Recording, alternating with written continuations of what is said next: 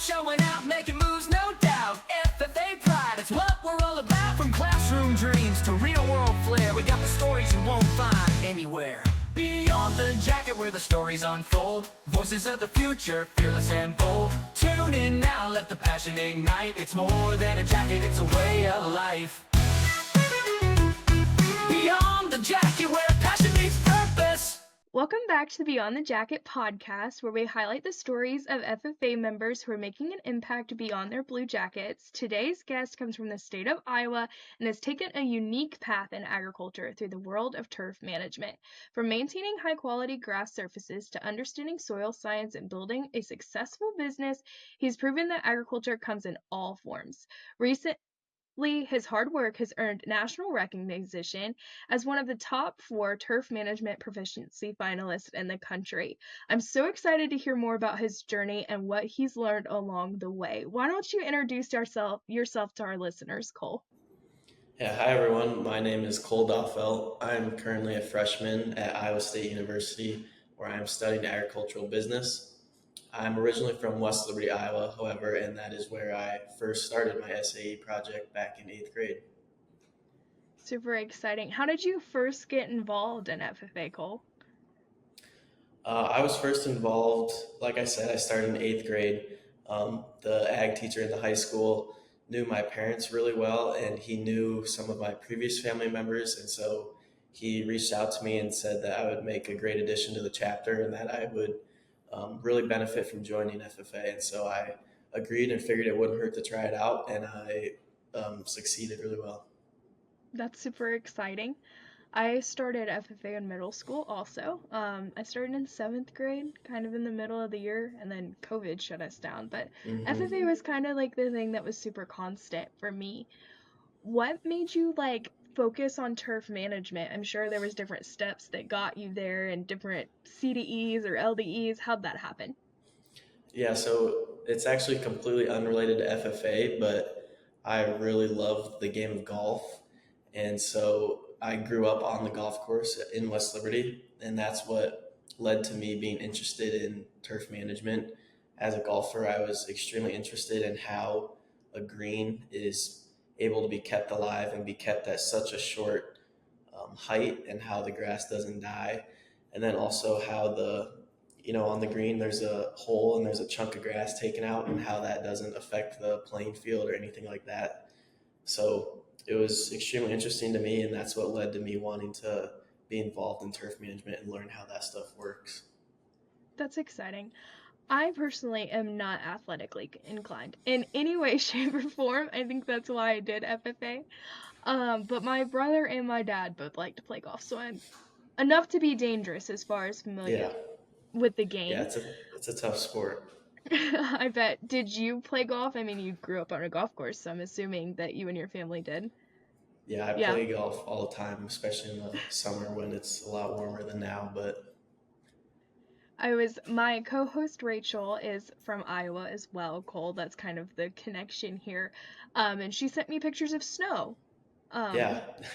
And I was surprised too. 70 degrees outside. I'm like, I wish it was snowing, which I'm sure you don't, but the Florida girl's a little jealous.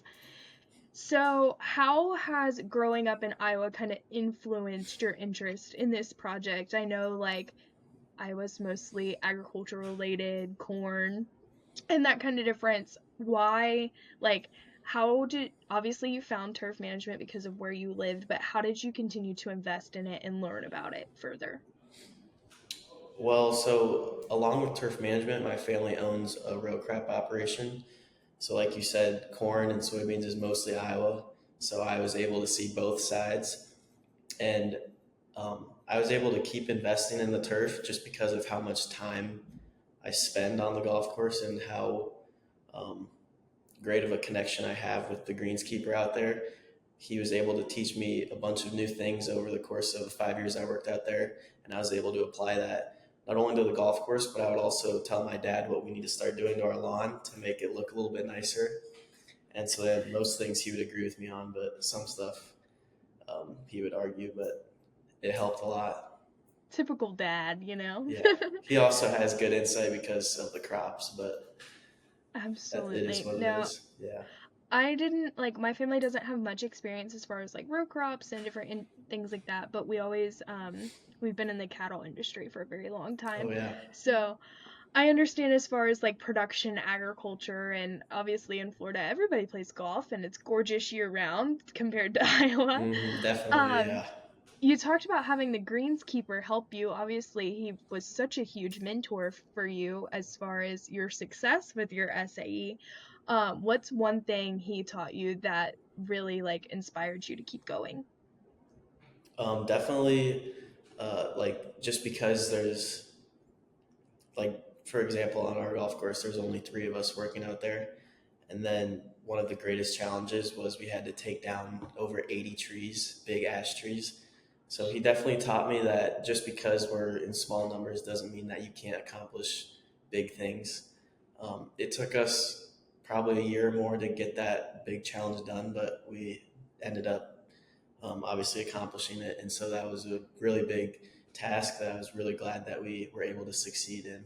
And we also obviously had a little bit of help from the community. We held different course cleanups, but the majority of the course cleanups was for some of the smaller stuff.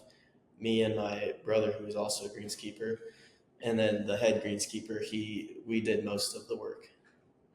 Wow, that's exciting, Mhm. especially with such small amounts of people, and I'm sure that's a lot to manage and keep up with and different Yeah. things of that nature. Walk us through a typical day as a greenskeeper and working on the golf course as well as within your SAE and managing the turf from someone who's removed from it, and I'm sure a lot of our listeners are as well. Talk us down to like the grain of salt level of your SAE. Yeah, so it depends on the golf course, obviously, but for our golf course, we usually got out there at about 6 every day, just so that way we get ahead of the golfers and so we don't have to worry about them as much, especially for the beginning jobs in the day. The first thing we like to do is you always have to attend to the greens. So we have a roller, a compaction roller. So we usually use that about twice a week on the greens. And then we also have a greens mower, which we mow the other 5 days of the week. Just It's depending a busy on, schedule. yeah, it is. Just depending on the amount of the grass grew the day before depends on if you use the compaction roller or if you have to mow it because you don't want the greens to get carpety. And then after you do that, that's only one person job. If, like I said, depending on the day before, if leaves blew onto the greens or sticks or leaves blew onto the tee boxes, that's another big job. You have to go out with a blower and blow all the surfaces off so that it's nice for the golfers. And then Monday, Wednesday, and Friday, we usually mow tees and fairways. So if it's that Monday, Wednesday, or Friday, another person will start on that job. And then if it's Tuesday and Thursday, we'll do other more tedious and detail work, such as like trimming trees. If there's dead branches, you want to make sure they don't land on the cart paths or golfers. Um, uh, Trash collection is another big one. We have a trash can on each hole just for courtesy for the golfers. Filling up the rental carts with fuel. You don't want those to run out of fuel on the members. That'd be a Um, bad day. yeah, that'd be really bad. We've had a lot of incidences with members and rental carts. So, um, and then other simple stuff like aeration occurs twice a year. We usually hire that done, but we also have an aerator that we use ourselves. So we do that if necessary. We recently bought a John Deere tractor with the front loader, so that has allowed us to do a lot more jobs, a lot more bigger tasks. So we usually spend a lot of time with that. And then we usually get lunch at 11, and then after lunch in the afternoon, we rough mow. The rough is what we call the taller grass than the fairway and greens, but it's not like really tall where you can't play out of it. It's like your regular long grass. So in the afternoons, we usually mow rough till about 2 o'clock, and then we're done for the day. Wow. That keeps you busy, that's for sure. Yeah. Yeah, the most experience I have is like Wii golf with my brother. Oh yeah. That's the extent of my golf game. But Yeah. like I'm sure with all of those responsibility comes challenges, and there's so much many tasks in all the equipment. Like what's the biggest challenge that you've faced? The biggest challenge equipment wise is definitely on one of our rough mowers. the frame snapped on it. It Oh my wasn't gosh. like I didn't like drive it into a wall or anything like that. It just happened over time because they're older mowers. So it snapped on us in the middle of the course, so we couldn't drive it back to the shop or anything. So we had to drive out there with a truck and trailer, and we had to load it up on the trailer to take it to the weld shop. So that was probably one of the bigger challenges. Other challenges regarding equipment is like we've had a tire fall off of our fairway mower, which that kind of sucked because then it was stuck in the middle of the fairway until we got the tire back from the tire shop. Other simple things such as like if you accidentally hit a rock while mowing or a big stick, it can damage the blades or mess up the chute where the grass comes out of. We've had to deal with that multiple times.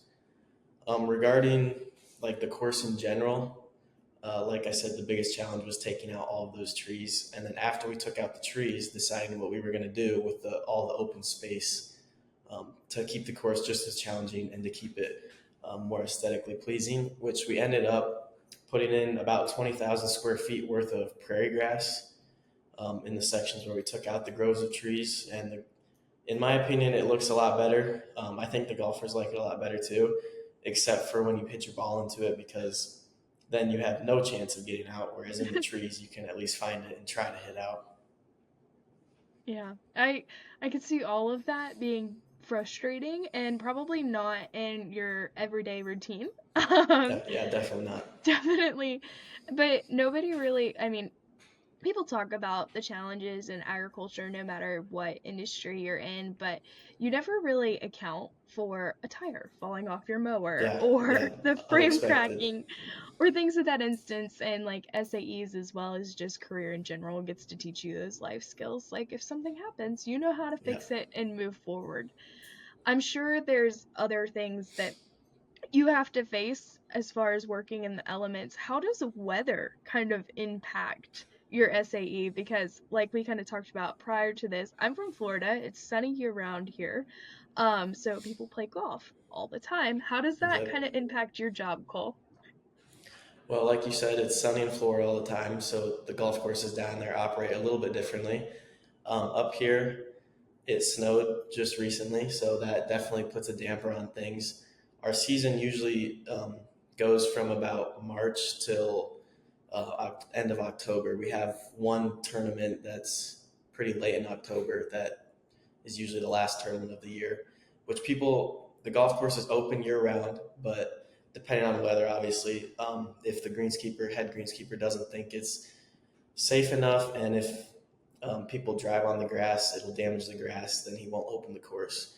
But there has been times where members have been able to play on Christmas. I think 3 years ago, they opened the course up on Christmas because there's no snow and the frost cleared.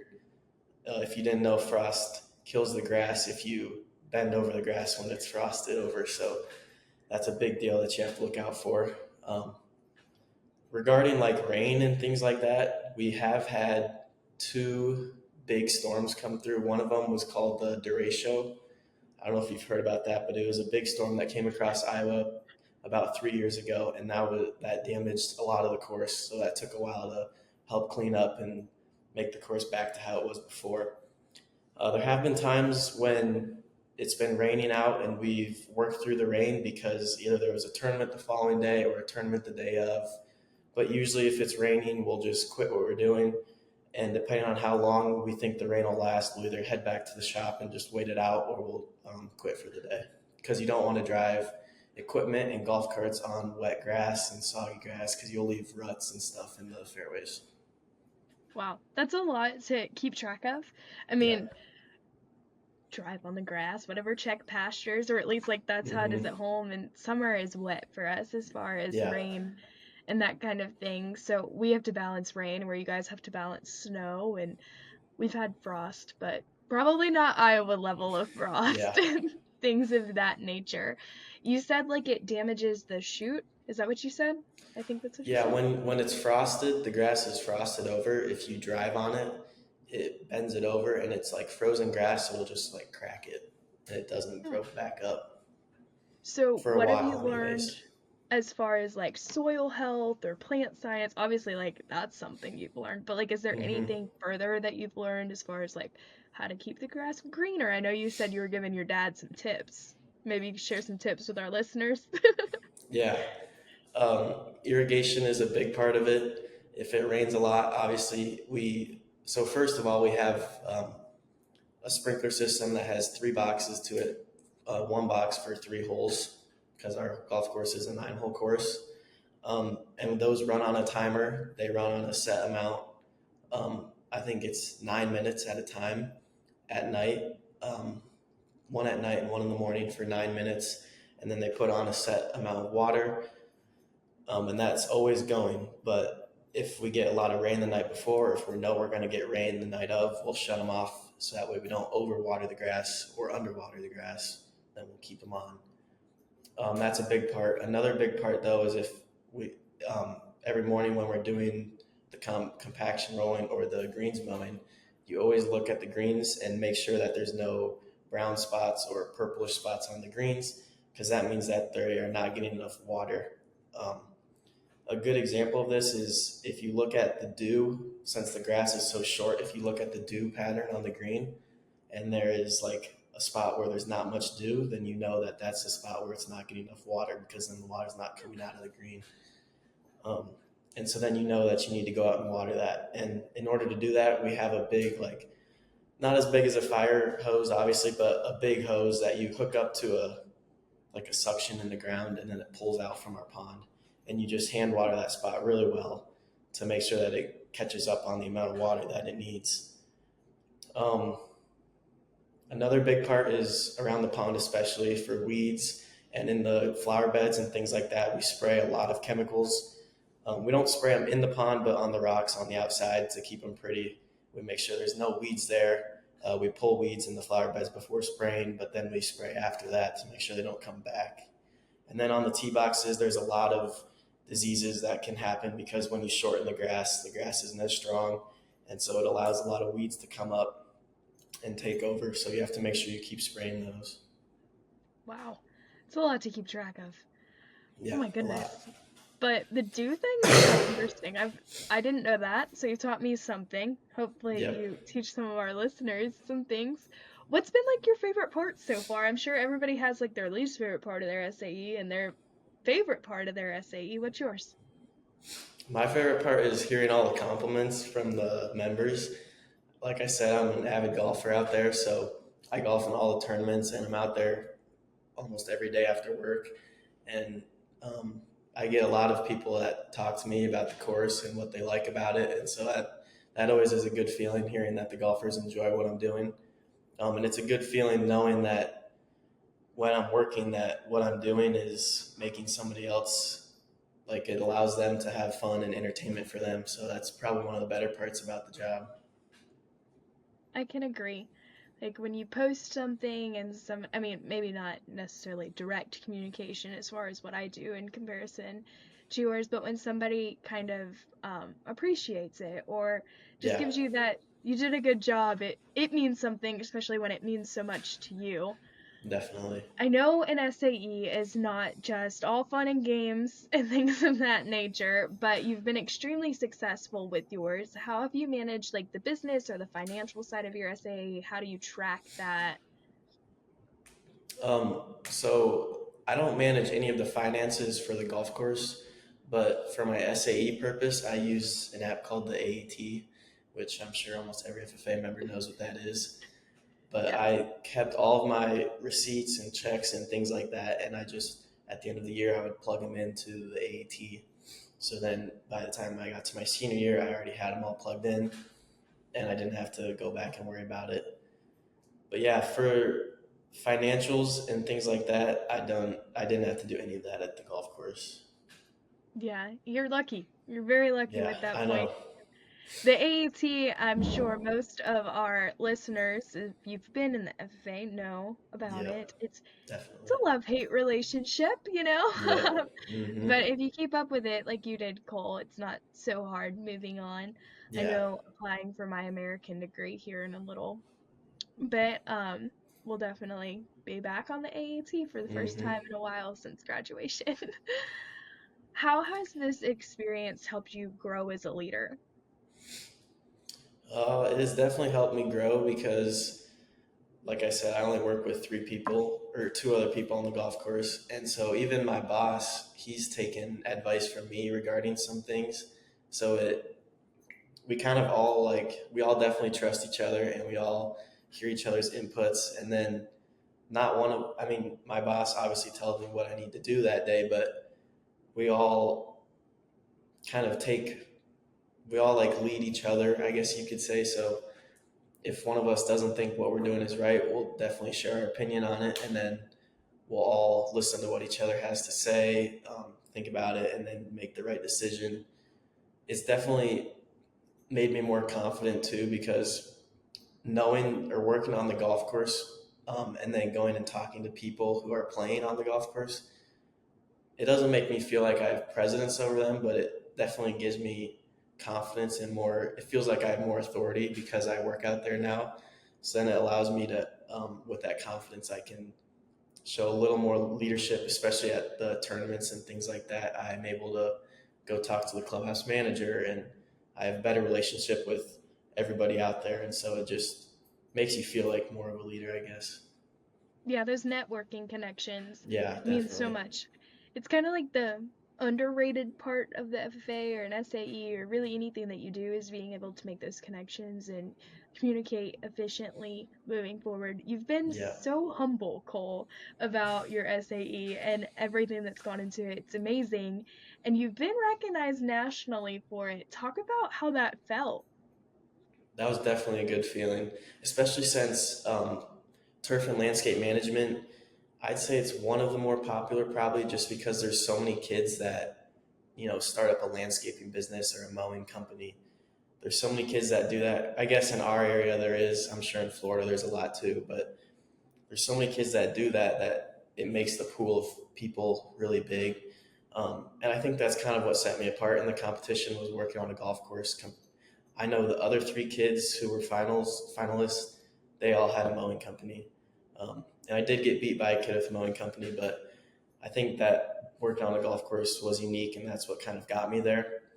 But when I heard that I was a national finalist, I was extremely excited because I think when I was at nationals, they said that it was like a 1 in 20,000 chance or something that you make it up there. So it was pretty That's exciting. Yeah.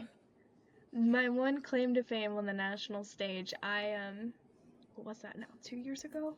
I competed in the extemporaneous public speaking competition, which I'm sure you're familiar with. I hope so, Yeah. at least. And I got to stand on the national stage. And I remember standing up there looking out at the sea of blue jackets, just in awe of being able to be there. I was Yeah, like, definitely. at that point, you get on that stage and you're like, you know what? Yes, winning would be the icing on my cake today. Hmm. However, just being here amongst the best of the best is a blessing in and of itself. Yeah. I know you were also feeling those butterflies. I know I was standing up Yeah. there. What was your favorite part about being in Indianapolis? Did you go for the whole time? Were you only there a couple of days? I know that kind of varies I on was only chapter. there. I got there Thursday night and we left Friday at like 2. So I was only there for a few hours. But my favorite part was definitely seeing all the people that I knew there. I had some friends that went down there, and I know some of the Iowa State officers. So it was really exciting being able to see them. And it's always just a fun time being there. I really like the expo center or the convention center. That's always really fun to go to and see all the different booths and things like that. So our chapter always sends a group down there. So there was probably 20 kids down there from my high school, and I still knew some of them. So I Holy hung out with cow, them that's a a lot little of bit. kids. Yeah. And it just makes it really fun. Yeah, I think the biggest group we ever sent was maybe 12. We sent kids every year, but not nearly Yeah. that many, to say the least. And I know from we Florida, talked, too. It's a lot yeah. farther than from Iowa. So Do you guys drive or fly? yeah, we drive. Okay, we have to have plane tickets, so that Yeah. probably tells us Yeah. why Yeah. there's not as many kids. Tell me about your future goals, Cole. I know when I talked at the beginning, you said you were majoring in ag business. Do you want to continue with turf management or maybe a different route? What's that look like for you? To be honest, I want to go a different route. Not that I don't like it, but I just always had my mindset on something else, and so I kind of want to keep going to that. Uh, Through ag business, I want to eventually do some sort of insurance, probably like crop insurance. So I'll still kind of be related to plants and things like that, just not necessarily grass. Um, I want to stay more on like the business side, which is the insurance part, and then crop insurance. I still want to be in agriculture too, so that's where the crop comes into play. So I kind of want to combine both worlds into one. I understand that. Ag communications, when everybody around here asks, "Oh, Paige, what's your major?" Hmm. Somebody, and I'm like, "Oh, agriculture communications." They're like, "Why?" And I'm like, "Well, I like to communicate with people. I like marketing and design and different things of that nature, and I love agriculture. It's my Yeah, passion. So why not combine the two things, yeah, And exactly. there you go. I think that's so unique. How has FFA prepared you for the next step in college? I'm a freshman too, so I know the transition's definitely Hmm. different than staying at home. How has FFA prepared you for that? Uh, well, there's kind of two parts to this. The first part is I did every year I did an FFA, CDE or LDE, the speaking competitions. So that's LDE. LDE. Yeah, each competition has helped me develop different skills, and then I can use those skills in the future. Like for example, I did a job interview my senior year, and then we just had a career fair a couple of weeks ago. So then I was able to use the interviewing skills that I did in FFA, and I interviewed with two different companies, and I landed an internship. So Well, there that's you one go. way that, yeah, Congratulations. thank you. So that's one way that they've helped prepare me for college in my future. And then the other way is my FFA advisor has been extremely amazing to me and has helped me not only in FFA but in other things in life too. Especially now that I'm out of high school, he's definitely helped me a lot more. Uh, he's had a lot of classes. One class in particular, his ag leadership class, that has helped me extremely, and I'm sure the other kids in the class too. That's helped me a lot because it required us to do things like create a resume um, and other things that prepare you for after high school stuff. So I've used all of that information and things he's taught me here in college too. Absolutely. I can't agree more. Different And things, then different also, assignments. Go ahead. yeah, for sure. And also through FFA, like you said before, the connections is unbelievable. I mean, I didn't do anything regarding like officers, like district or state, but if you did, I know I have a couple of friends who are state officers, like I said, and their connections are even more than mine just because of the amount of people that they meet. And coming to Iowa State, I knew there was only one other kid from our high school that came here, even though we're only 2 hours away. But I knew 5 or 6 people just because of FFA that are coming here. So I definitely recommend talking to people and joining FFA just for that reason alone. No, I agree. The University of Florida, I'm sure, just like Iowa State, is extremely hard to get into. Our Yeah. acceptance rate is very low. And I remember when I got my acceptance letter, I was over the moon excited because I never would have dreamed I would have actually gotten in as a freshman. And no one from my high school is here. Oh, wow. We're 3 hours away, so also close to home, Yeah. but no one from my Yeah. high school is here. But because of FFA, I have so many friends and also people that may not be in college yet or maybe went to the community college here, but because of FFA and those connections. I ran for state office, I was not elected, but even though I wasn't elected, those connections, those people, and those Mm-hmm. Yeah. memories, I mean, Yep. oh, sorry, I just hit my computer. But, like, you treasure those, and they're so special, like you said. Yeah, You gave a little definitely. piece of advice at the end of your last question. What is a piece of advice you would tell a current FFA member looking forward? Aside from connecting with people, I would say step out of your comfort zone a little bit. Doing all the LDE competitions was definitely outside of my comfort zone. I know as an eighth grader, when I did Ag Impact, I thought there was no way that I would be able to stand up in front of people and do a presentation. And eventually, as a senior, I remember freshman year leading up to senior year, I was always super nervous that I was going to have to do the job interview competition because I did not want to speak one on one with somebody. And then when my advisor told me to do it, I was still nervous, but I was like, you know what, I'm gonna have to do a job interview eventually, in future years when I want to get a job. So I may as well start now and learn the skills now. And then because I stepped out of my comfort zone, that has definitely helped me develop those skills a lot and allowed me to see things that I wouldn't have been able to see otherwise. So I would recommend to any younger FFA members or people still in FFA to step out of your comfort zone and do the competitions that you don't want to do, or make sure you do what your advisor tells you because they know what's best for you. Absolutely. I did, like I talked about previously, excuse me, I did extemporaneous, and that's scary. That's a Yeah. scary Yeah. competition. Those 30 minutes feel like the blink of an eye or the snap of your Yeah. fingers. But I can tell you, my advisor suggested it to me, and I fought it. And I was like, no, I don't want to do this. Yep. This is going to be hard. I've done prepared public speaking every year since I started Oh FFA. Like, wow. why should I try it? This is something I love and I enjoy. And she's like, you gotta step out of your comfort zone. You're burnout with this. Try new things. And I can say it's one of the best things I ever did for myself. Obviously, I'm able to talk with you and learn Yeah. more about your SAE, and without that, I'm not sure I could have, you know. Yep. What other CDEs or LDEs have you done? You've alluded to a few of them. You have any super cool ones? Yeah. So my eighth grade year, I did Ag Impact. That's an eighth grade only competition. And then freshman year, I did Conduct of Meetings. Sophomore year, I did Parliamentary Procedure. Junior year, I did Ag Issues and Perceptions. And then senior year, I did Job Interview. Oh, That's and cool. then also sophomore year, I did the nursery landscaping competition, which is, There it's you not, go. I think it's a CD, it's not an LDE, but I still did it. Still all the things you do. Yeah. Yeah, our stuff in Florida is called different things. Like your job Oh, really? interview is called employment skills here. Same Oh, thing, wow. same competition, but it's called two different things. Um, like I said, I did livestock judging. I did ag education, which I'm not sure if Iowa has or not.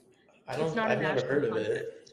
Yeah. You you get to be the teacher, if that makes sense. Yeah. That's And cool. then I did a lot of the LDEs. That was kind of my bread and butter. And then my SAEs was like my passion, kind of like yours. Yeah. Yeah. Absolutely. Well, it's been so fun learning about your SAE and your journey in the FFA today, Cole. Your hard work and passion for learning has turned into something as amazing as your SAE, and you've done wonderful things on the national level. And I'm so excited to kind of follow your journey throughout college and into your next steps in the ag industry. Thank you for joining us today, and listeners, remember to subscribe and like and tune in to Cole's episode.